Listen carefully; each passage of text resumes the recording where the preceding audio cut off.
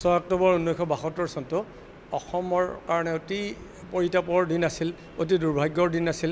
কাৰণ সেইদিনা ফুলকুমলীয়া মুজামিল হক অষ্টম শ্ৰেণীৰ ছাত্ৰ আছিল। মুজামিল হকক দুৰ্বৃত্তৰ আঘাতত সেইদিনা মৃত্যুবৰণ কৰিছিল গুৱাহাটী মেডিকেল কলেজত। আৰু তাৰ আগতে 5 অক্টোবৰত সদৌ অসম ছাত্ৰ সন্থাৰ আহ্বান মৰ্মে পিকেটিং কৰিবলৈ অসম বন্ধ পালন কৰিবলৈ গৈ খাৰুপেটীয়া দুৰ্বৃত্তৰ হাতত আহত হৈছিল। আৰু মুজামিলেই নহয়, মুজামিলৰ লগত 34জন ব্যক্তি মঙলদৈৰ পৰা অসম বন্ধ পালন কৰিবলৈ যোৱা 34জন ব্যক্তি আহত হৈছিল। মুজামিল 6 অক্টোবৰত মৃত্যুবৰণ কৰে আৰু অসমৰ আকাশ বতাহ কলীয়া ডাৱৰে আগুৰি ধৰিলে।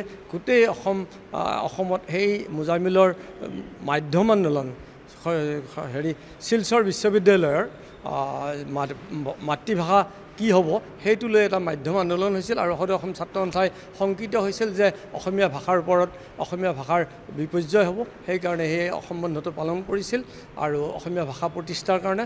আৰু এই ভাষা প্ৰতিষ্ঠাৰ আন্দোলনত মুজামিল প্ৰথম শ্বহীদ হ'ল। 72 মাধ্যম আন্দোলনৰ প্ৰথম শ্বহীদ।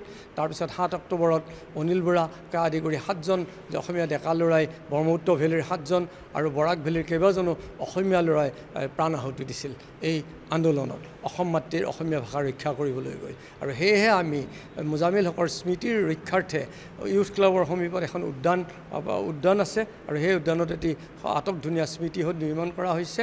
আৰু এই লগে লগে প্ৰত্যেক বছৰে 72 চনৰ পৰাই মুজামিলৰ স্মৃতিচাৰণ সভা হৈ আহিছিল। ইয়াত ইউথ ক্লাবৰ সমীপৰ এটা স্মৃতি স্তম্ভ আছিলে। সেই স্তম্ভটোক আমি 2008 চনত স্মৃতিসৌধলৈ ৰূপান্তৰ কৰি সেইটোৰ লগতে আমি এই অনুষ্ঠানটো অলপ বিস্তৃতভাৱে পালন কৰি অহা হৈছে।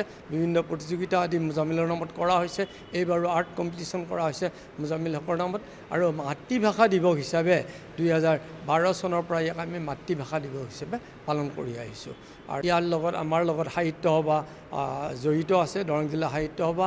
মুজামিলক অসমৰ সমূহ জনগণলৈ আহ্বান জনাম যে মুজামিলৰ নামটো যাতে স্মৃতিটো যাতে যুগমীয়া কৰি ৰাখে। আৰু যুগমীয়া কৰি ৰখাৰ কাৰণে অসমৰ বিভিন্ন জেগাত ভাষাক ৰক্ষা কৰাৰ কাৰণে যি তেওঁ প্ৰাণ আহুতি দিছিল সেই তেখেতক স্মৰণ কৰে। আৰু নতুন উঠি অহা প্ৰজন্মই যাতে মুজামিলৰ বিষয়টো জানে তাৰ বাবে আমি সদায় সচেতন হ'ব লাগিব। আৰু এই নহ'লে ভাষা যদি ৰক্ষা নহয় কেতিয়াও জাতি ৰক্ষা নহয়। গতিকে অসমীয়া জাতি আজি জাতি হিচাপে থিয় দি আছে অসমীয়া ভাষাৰ কাৰণে। চৰকাৰে বৰ্তমান ধ্ৰুপদী ভাষাৰ স্বীকৃতি যিটো দিছে সেইটোৱে অসমীয়া ভাষা নিশ্চিতভাৱে এটি নিৰ্দিষ্ট মাত্ৰা প্ৰদান কৰিছে। কিন্তু চৰকাৰে স্বীকৃতি দিলেও আমি যদি ধৰি ৰাখিব নোৱাৰোঁ ভাষাটোক তেতিয়াহ'লে কিন্তু ভাষা এই স্বীকৃতিটো যথেষ্ট নহয়। স্বীকৃতি চৰকাৰে দিছে, কিন্তু আমি জনগণে আমি স্কুলবিলাকত আমি নিজে কথিত ভাষা লিখিত ভাষাত অসমীয়া ভাষা ব্যৱহাৰ কৰিব লাগিব। তেতিয়াহে ভাষাৰ প্ৰকৃত স্বীকৃতি হ'ব।